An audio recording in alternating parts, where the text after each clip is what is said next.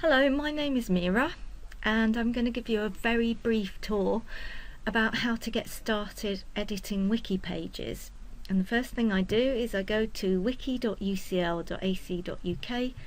and I log in using my usual UCL credentials.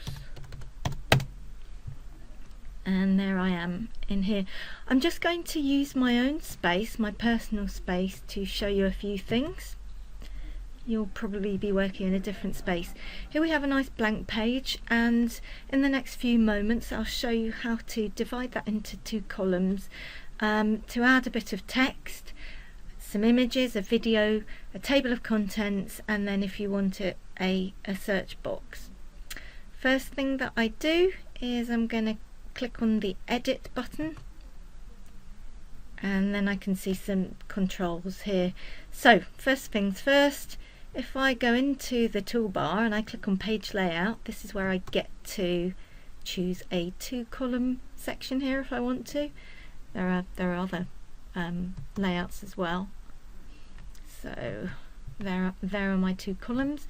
What I'd like to do is in fact do it that way round, and I'm going to start adding example content right here.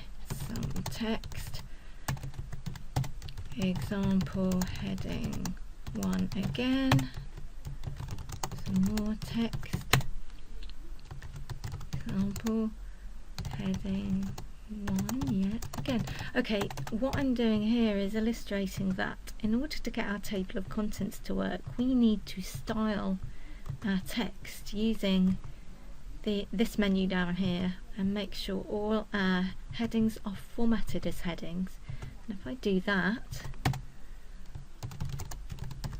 what I'm now able to do, and in my case I'm going to do it over on this side, is put in a table of contents. And we do that through this little menu, insert more content here. You don't really have to know that, you just have to know that if you can't see it on the toolbar, it's probably in here, because this is a real Aladdin's cave. Just so happens that table of contents is on the top level of the menu, so I can just click it into place. I'm going to keep the defaults for now, but if you don't like them, then you experiment. It won't render yet because we haven't saved, but maybe now's a good time to save. Added a table of contents is what I'm going to put in to the summary of the edits, which is just a nice thing to do if you're editing with colleagues, because they can look down the history, as we'll see later. But I'm going to uncheck notify watchers because I don't want anyone that's watching this page to get a notification by email when I save, which I'm going to do now.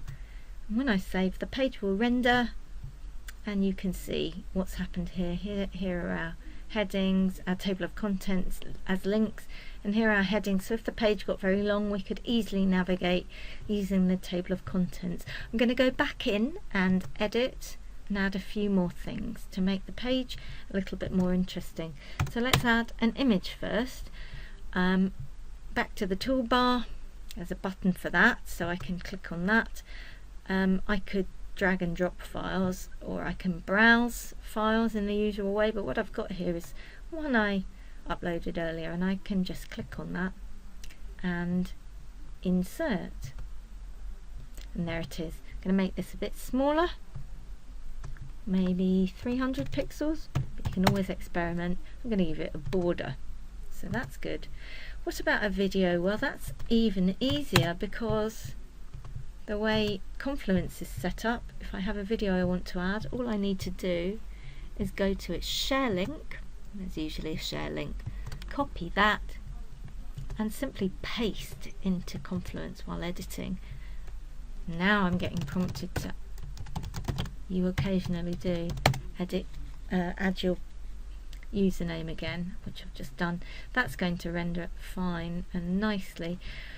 So there we go, we've got other things up here. If I wanted to create a link, so let's say I want to link to a web page, I copy the link to the web page, I highlight the text that I want to link, and then I use the insert link. What I should say here is, if I want to insert a web link, then I use the web link field here. If I want to link to somewhere else on Confluence on the wiki, then I could search for the name of the page, and that makes a very good permanent link which won't break if we move the page around. So that's a good way of doing that. And there we go. So once again I'm going to save, and you can see how that all looks, and we can navigate like down there very nicely. So how do we comment? We can comment in two ways. On each page there's commenting underneath, so I could write a comment in there and format it and add links and all those kinds of things. What I can also do is I can select a bit of text, wait a bit, ignore this thing here, but this is the thing that we want, add inline comment, and I can add a comment this way as well. And if I save it, you'll see that I can also reply, and so can anybody else. So that's a really handy way of seeing the comments on the page. And even if I close those, I can still see that highlighting there, and if I click I'll be able to revisit the comments. So that's really good. What about if some editing happens that I don't really want to happen? Well, the nice thing about the wiki is I get to go into this ellipsis menu, and I'm in view now. And I can click on there and look at the page history, and I've been editing this page since 2013. If I want to roll back at any time, I can do that really easily by selecting the box or just clicking on restore. So that's a really great feature of a wiki. So last thing is, if I want to create a sub-page, that's also very easy. I go to the page from which I want to create the sub-page, and I just click on create. And here we are again at the very beginning, so I can just add